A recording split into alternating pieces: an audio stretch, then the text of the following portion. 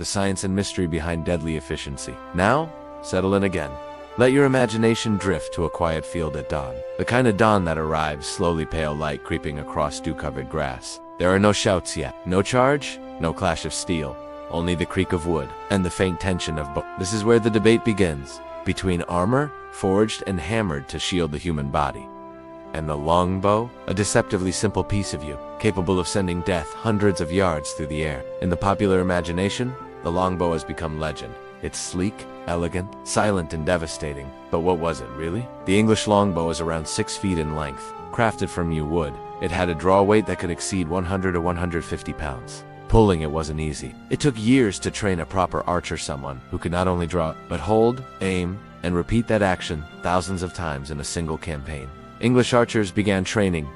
Their bodies were shaped by the bow. Archaeologists have found the bones of longbowmen curved at the shoulders and twisted at the wrist, evidence of the repetitive strain of archery at war. Their hands were calloused, their eyes trained to track movement, to read wind. Their arrows were tipped with bodkin points narrow, steel tips designed to pierce armor. And then, on the other side of the field, stood the knights, clad in plate armor or layered mail. Sometimes both. Their armor was not just protection. It was identity, status, and strategy. Plate armor in the 14th and 15th centuries was remarkably the best suits were custom-made to fit like a second skin. A knight's helmet could deflect a glancing blow. The chest plate could stop a slash. But could it stop a longbow? This question remains debated even today. At the Battle of English longbowmen played a central role in devastating a much larger French army. Thousands of arrows darkened the sky. French knights, slowed by mud and weight, were shot down before they could reach the lines.